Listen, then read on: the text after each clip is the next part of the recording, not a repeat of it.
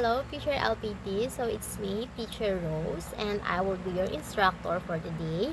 And our topic is the teaching assessment of the macro skills. So let's start. So first, I will read the instruction for this review.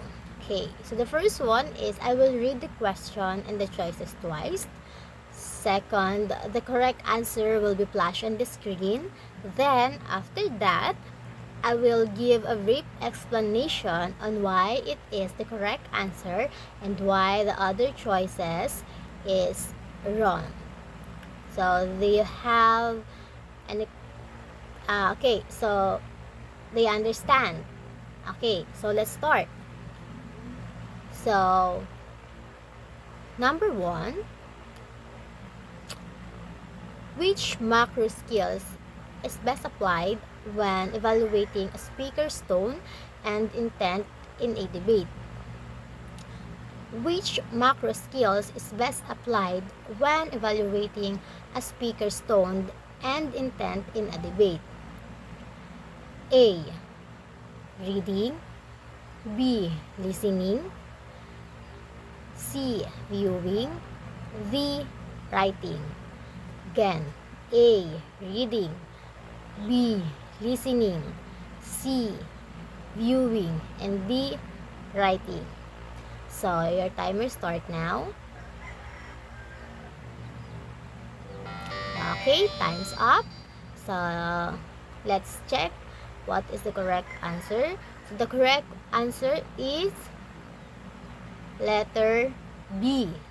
Listening. So, why letter B? Because listening is the key skills for evaluating tone and intent because it involves processing verbal cues, tone of voice, and how the delivery style. And let me explain why the other choices is wrong. So first is reading or letter A because it involves interpreting written text, not spoken language. C. Viewing. It only focuses on a visual element which may support but not primarily determine tone. And D. Writing is about producing producing text, not understanding the spoken language. Okay, so number 2. After watching a short film, what is the best way to express your interpretation of its hidden message? After watching a short film, what is the best way to express your interpretation of its hidden message? So A. Summarize the scenes. B. Describe the characters. And C. Write a critical review. D. Retell the plot. Again, A. Summarize the scenes. B. Describe the characters. And C. Write a critical review. And D. Retell the plot. Okay, your timer start now. Okay, so again, your timer start now. Okay, so time is up. So let's check what is the correct answer. So the correct answer is letter C. Write a critical review because a critical review allows for an in-depth interpretation and analysis. It's ideal for uncovering deeper meaning or message. So letter A, it's not the correct answer because it only recounts what happened but not the interpretation. And B, it only focuses on people, not the message. And D is gives a narrative but it lacks of analysis. Okay, so let's proceed to number 3. How can a speaker best demonstrate effective communication in persuasive speech? Okay, how can a speaker best demonstrate effective communication in a persuasive speech? A. Memorize a script. B. Speak quickly and loudly. And C. Use logical argument and emotional appeal. And D. Focus only I focus on using complex vocabulary. Okay, so your timer start now.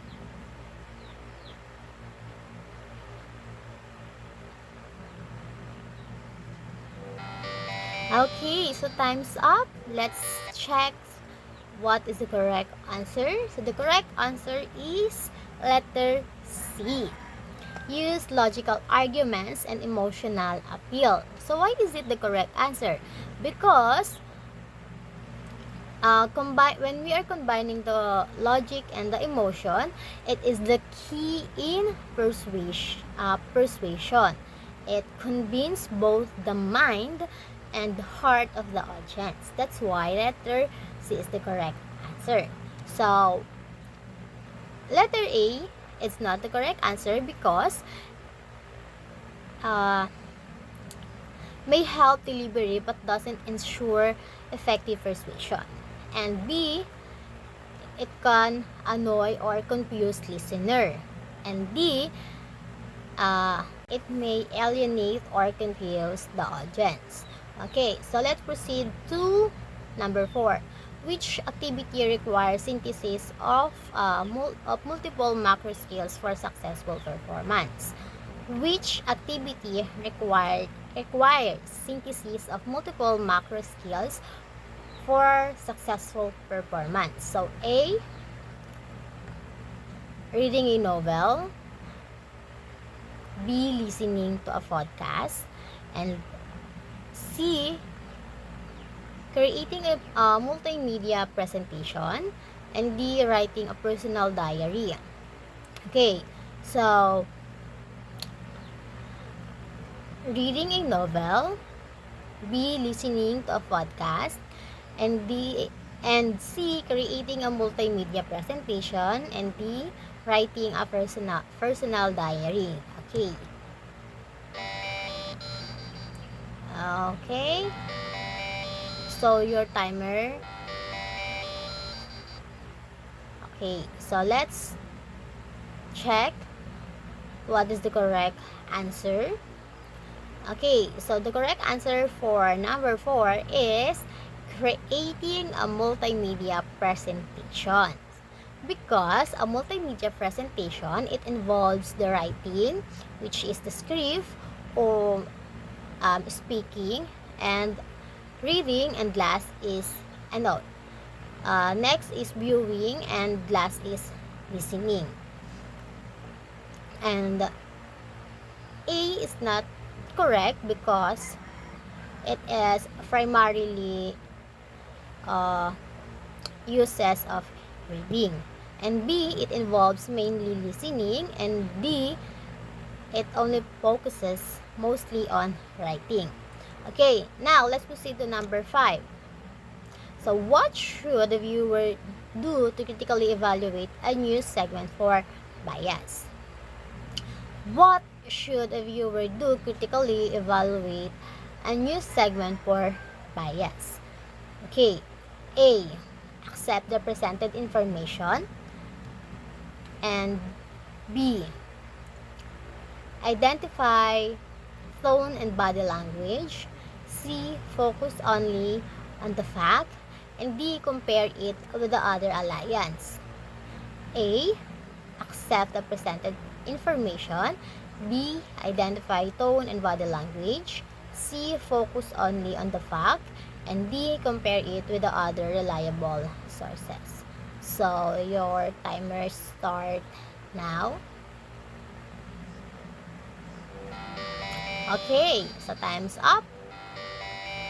So the correct answer is letter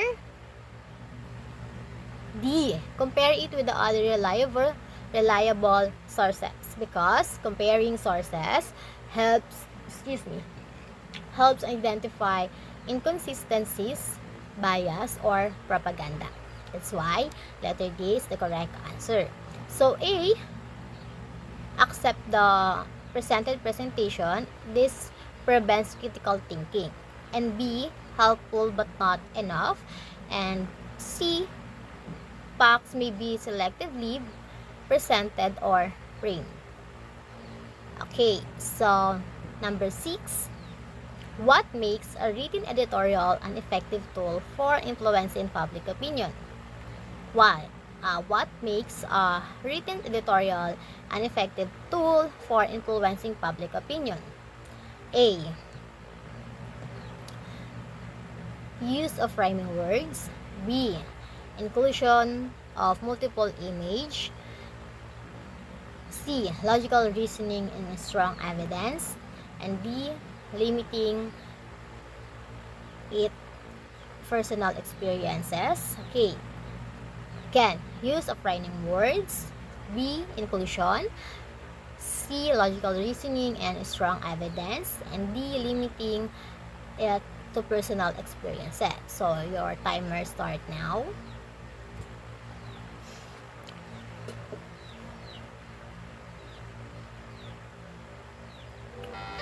Okay, time's up. Let's check what is the correct answer for the question number 6. Okay, it letter C, logical reasoning and strong evidence, because these elements makes argument credible and convincing, essential for changing, for reinforcing opinions.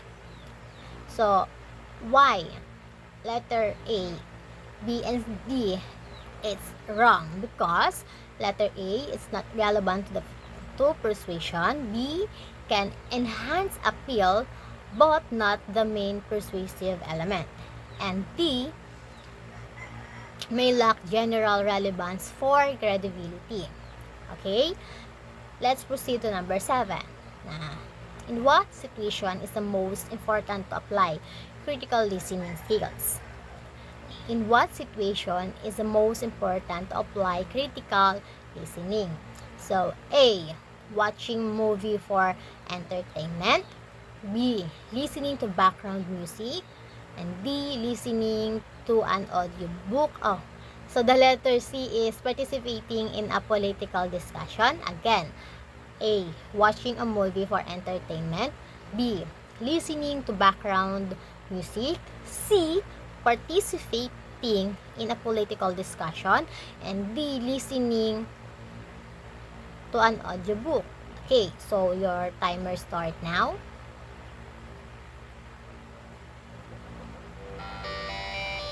Okay, time's up. So the correct answer is C. Participating in a political discussion. Why? Because critical listening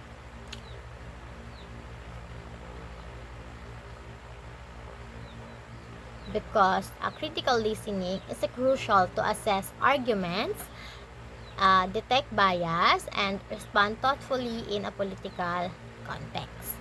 That's why letter C, or participating in a political discussion, is the correct answer.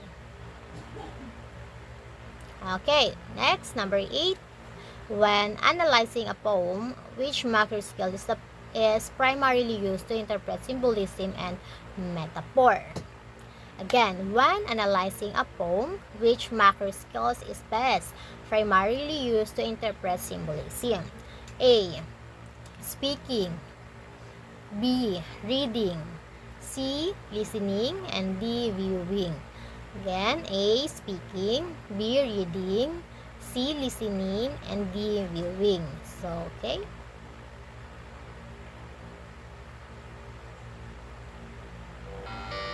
Time's up. So, let's check.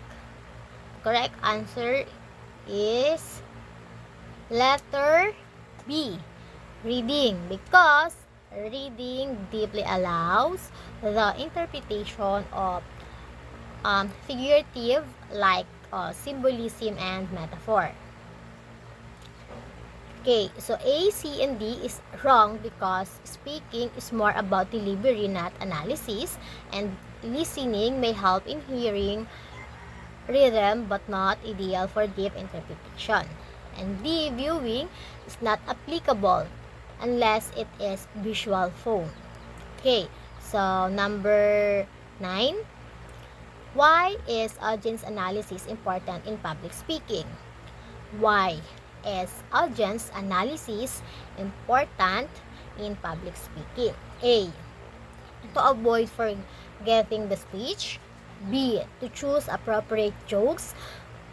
And C. To tailor content and deliver effectively. And D. To reduce stage anxiety. A. To avoid forgetting the speech. B. To choose appropriate jokes. And C. To tailor content and deliver effectively. And D. To reduce stages anxiety. So your timer start now. Okay. Time's up. Let's check. So the correct answer is letter C. To tailor content and delivery, because it understand the audience help wrong. Understanding the audience help a speaker adjust the language, the tone, and the example. That's why letter C is correct. And A, B, and D is wrong because let's start with letter A. It just related to memory, not the audience. And B, a small part of the audience analysis. And D is it's more personal preparation. That's why they are wrong. And 10, which of the following demonstrates the use of multiple macro skills in real-life communication? Which of the following demonstrates the use of multiple macro skills in real-life communication? A. Reading a social media post. B. Writing in a journal. C. Interviewing someone for a podcast. And D. Watching a YouTube video. Again, A. Reading a social media post. B. Writing in a journal. C. Interviewing someone for a podcast. And D. Watching a YouTube video. So, the correct answer is okay, time's up.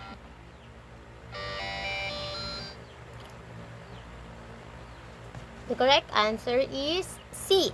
Interviewing someone for podcast, because when we heard the word interviewing, it involves listening. And speaking is asking a question, and passively reading is what we call preparing notes or research, and writing is drafting question for or editing. That's why letter C is correct.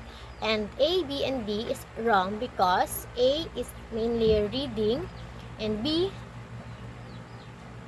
only involves writing, and D is primarily viewing and listening but not passive. Okay?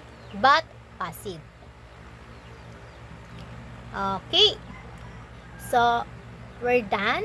So, I think this will be the end of our review. That's all for today. Goodbye!